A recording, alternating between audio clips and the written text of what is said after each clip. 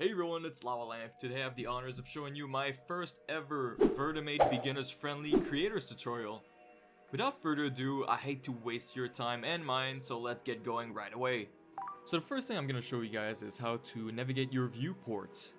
Navigating is pretty easy. Right click to rotate around your focus point, zoom in with your scroll wheel, and pan to right by pressing your middle scroll wheel. Now if you don't like your focus point, so for instance it's focusing right over here, I don't know why, but I want the focus point to be on her head. What you want to do is press T on your keyboard to show out your controllers. Select the controller you want to be focused on. For instance, I want to focus on the head controller, but I presume is this one over here. As you can see, this is the head control. So what I want to do is press F on my keyboard to focus on this controller. As you can see, the camera just rearranged, and now when you press your scroll wheel, you'll be able to scroll in your focus point. I'm going to show you how to add a prop to show you how to rotate, scale, and transition your object through your scene. To add an object, go into your toggle UI over here. The shortcut is U to show your menu. To add an atom, and by the way, atoms are what you call objects inside the scene. So to add an atom, press the plus sign over here. Let's go into shapes over here. So we can go through all of your sections over here. So right now we're gonna add a cube to our scene.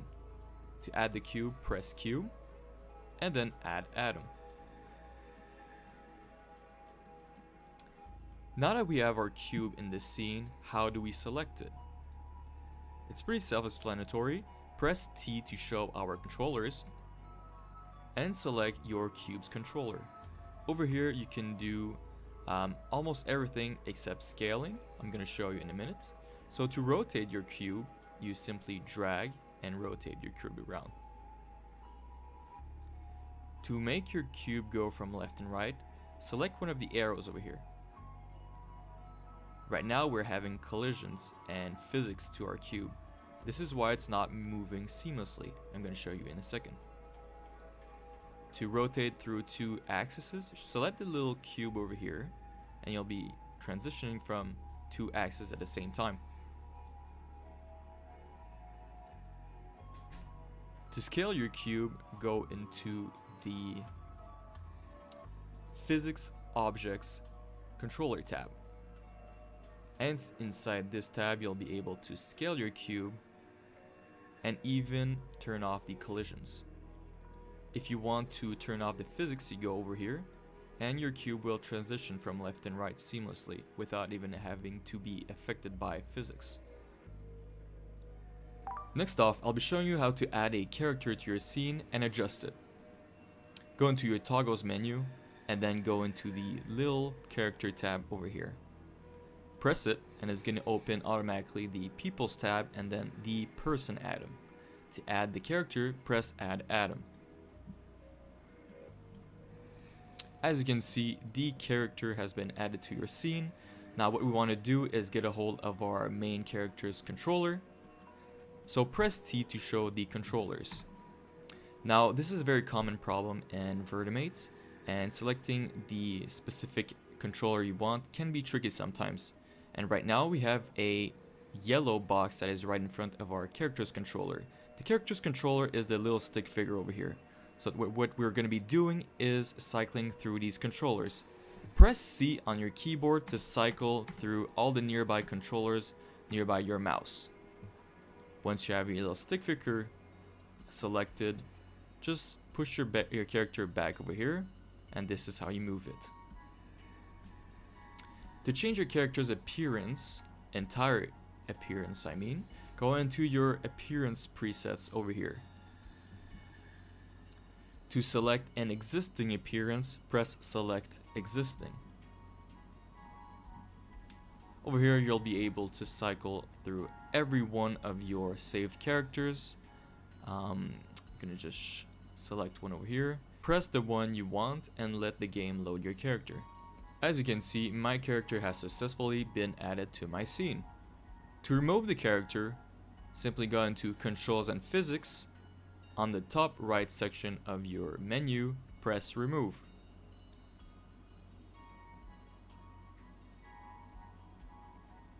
And there you go.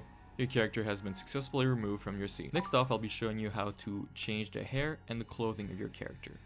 To do that, you need to select your character and then go to Select Root. When you press Select Root, it's the equivalent of what we did earlier by pressing the little stick figure over here. Most of the time I don't want to go get that root, so I just press any controller I want and go to Select Root. Now we're going to get all of our controllers that we can change over here for our character. The ones that are interesting for us in terms of clothing and hair are naturally clothing and then hair. To change your character's clothing, it's pretty self-explanatory. You just need to press the little checkbox over here. Same goes for removing. You uncheck your checkbox. To show all of the clothing that are activated right now, going to Show, All, then Active. Some clothing are customizable in terms of color, size, and physics. Right now we're going to go change our clothing's color. It seems as if this one can actually be changed. So we're going to Matte 2 and change your specular and even diffuse. Let's go back by pressing this arrow over here and go into our hair section. So right now we're still into our active tab, which is going to show all of the hair pieces that are active right now. To go into the All tab, just go to Show and press All. This is going to show you all the hair pieces are available to your game right now. To add one, it's like the clothing. Press the checkbox over here, and if you want to remove it, press it again. Next on the list, I'll be showing you how to change your character's physical appearance by using morphs. Morphs are sliders that give you the appearance to change the bone structure and overall appearance of your character. To access your morphs, go into Female Morphs over here. Same goes for male, by the way, but now we have a female character, so we're gonna go in Female Morphs. To change a character's morph or physical appearance, select the morph you want to use and simply slide from left to right. For instance, over here, I'm gonna change the character's curvy lips. This is a morph that gives more lips to your character. There are morphs for almost everything, and if you want to increase your morph's range, which I generally wouldn't recommend doing, but you can do it anyway, press plus range over here. This is going to give your slider a lot more range, and generally speaking, you don't want to push this limit too much, but if you want to, the option is still available. If there is a specific morph you are looking for, there is the search tab over here. For instance, I want to change her nose. Type nose, and you'll be getting only morphs that include the name nose. You can also add a morph to your favorite list. To add a morph to your favorite list, go into the morph you want. In the lower right tab, you have a little checkbox named Favorites. Check that box, and it's going to pop up into your Favorites tab. To get your Favorites tabs, simply press the checkbox over here, and it's going to be the only morphs you want in your favorite tab. In this section, I'll be showing you how to add a light and how to change the light settings. Go into the little plus tab over here, go into your light section, and inside Invisible Light, add the atom to your scene. As you can see on your character, a new light has been added. I think this is a great opportunity to show you guys how to select your item into your item list menu. So go into the little cursor over here called Select. Once you press Select, you'll be able to see everything that is loaded inside your scene. Now we just added the invisible light, so select Invisible Light. As you can see, we have our invisible light selected. Press T to show your icon of your invisible light. going to be the little light bulb over here. To change your light bulb's setting, you can change the color over here, the intensity, and the range. These are going to be the most important settings you're going to be using. You can also change the shadow strength. Don't do that a lot, but you can do it. So over here, as you can see, it's set to point light. Point light will affect everything that it's nearby. You can also get spotlight, which is naturally a spotlight. You can change the spot angle over here. And there is also directional lights, which will affect everything that it is pointing in direction of.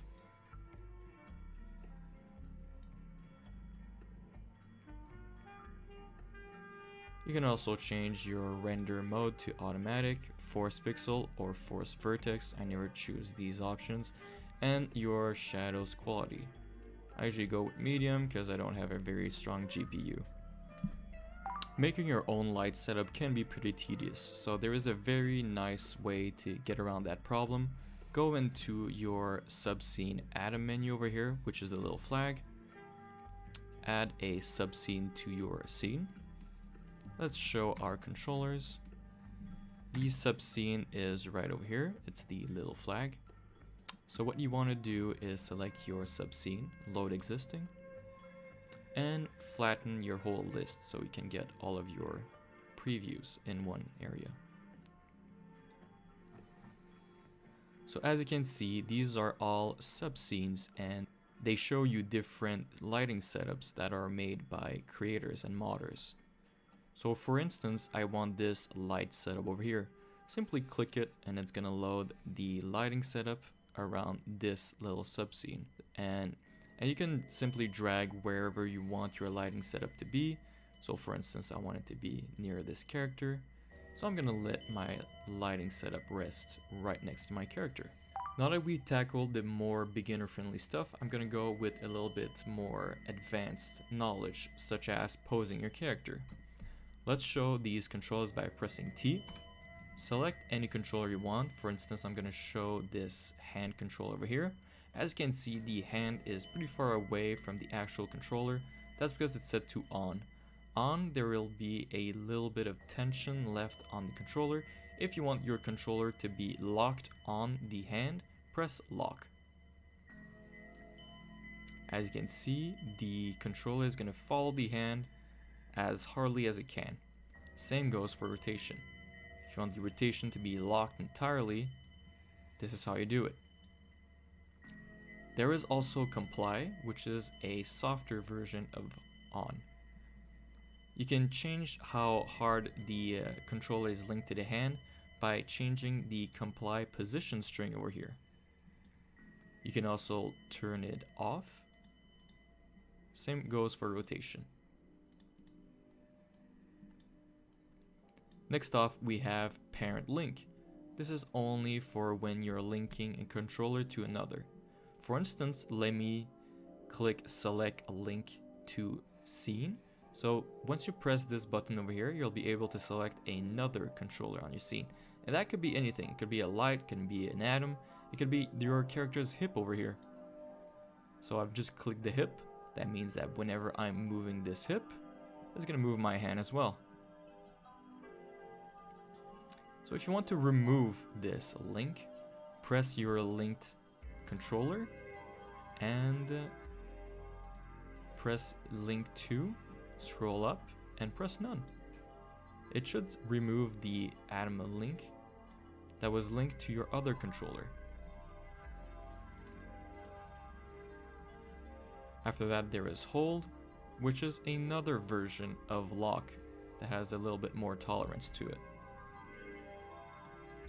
Physic link, I've never used it. I wish I could teach you that one, but personally, I really do not know. So this is how you pose your character. If you want an easier way to pose your character, there are always poses that have already been made by the modding community. To get access to these poses, go into your select route to get your list of tabs over here. Go into pose presets, select existing. Right now I have a pose file already opened, But if you want to get access to all of your pose, go to all flatten and it's gonna flatten all of your pose. This may take a while because usually people have a lot of poses on their VAM folder. So what I usually do is filter through all of them over here to select the one I want the most. To save a pose as a new preset, go into the pose section, name your pose. I'm gonna call this one standing, and create new preset. Next up is gonna ask you for a thumbnail, so simply drag to the thumbnail you want. I think this is okay. And then press left click. This time I'm gonna be showing you how to change your character's auto behaviors. Auto behaviors are eye blinking, eye direction, and auto expressions. To go in these auto behaviors, go into your auto behaviors tab over here. The most important ones to me are auto blink. Auto blink is gonna make your character have a natural feel like blinking, and you also have auto expressions. I usually keep this one off because I'd rather have more control over my character's expression than have automatic ones going on. You also have your eye control section, which is going to decide where your character is looking at. If you have none, she's going to keep her eyes look on her last controller's position. You have player, it's going to follow your player's camera. And you have target, you can choose where she's going to be looking at. Which is, well, where is she looking at? Is that a controller? No way, that's the controller. Oh my god, it was so far away. So this is your eye controller. Be sure to look as far as you can for that controller. I did not expect it to be that far. But yeah, you can change your character's targeted eyesight. And custom. Oh, there it is. Okay. So you got both of your eyes and you can decide where they are going to be looking at independently. But to be honest, I never checked that one out. Most of the time I do player, and player does the job for you. We are currently approaching to the end of the tutorial. Right now I'll be showing you how to add a plugin to your scene and how to make plugin presets to your scene. So select any controller, go to root as usual. Now we're going to the plugins tab. To add a plugin, it's pretty easy. Press add plugin. Once you add your plugin, you're gonna have a plugin slot. So select the file to add your plugin. Now we're gonna have this scary menu over here. What you can do is do all flatten, and what all flatten is usually, it's gonna flatten everything up and show only the plugin files to load up. May take a while because there's a lot to load up. Depending on your computer speed, it may take a few seconds or maybe even a minute. So over here we have all of our plugins. If there is one you're looking in particular, there's a search bar over here. For instance, I want to load up the breathing plugin. Type in breathing and click the one you want, and there it is. My plugin breathing is right over here. I'm gonna cancel because I don't need an actual plugin. What you can actually do is reload and remove your plugin. I'm gonna remove my plugin slot because I don't need it. You can also do plugin presets. So there's a few plugins loaded up over here. I have a MacGruber Post Magic Manager and a MacGruber Breathing plugin. So if I want to load both of these plugins up, but I don't want to load them separately because it takes more time, I go into plugin presets, load up a name, Lava Lamp 22's plugin preset. Here is the name, and then you press create preset. Take your thumbnail, this is very useful, and there you have it. Whenever you want to load one, select existing, and it should load up right over here. Last but not least, I'm going to show you how to save your scene and how to open one. To save your scene, it's pretty easy. You go into the red little folder over here, press the name of your scene. I don't care, I'm going to just press all of these buttons over here, and press save. Capture your thumbnail, and your scene is saved. If you want to go browse your scene, go into the little scene over here in the Open Scene File tab. Press that, and you're going to be able to browse through all of your scenes. If you want to browse your scenes and the one from the community in the same folders, go into the All Scenes browser.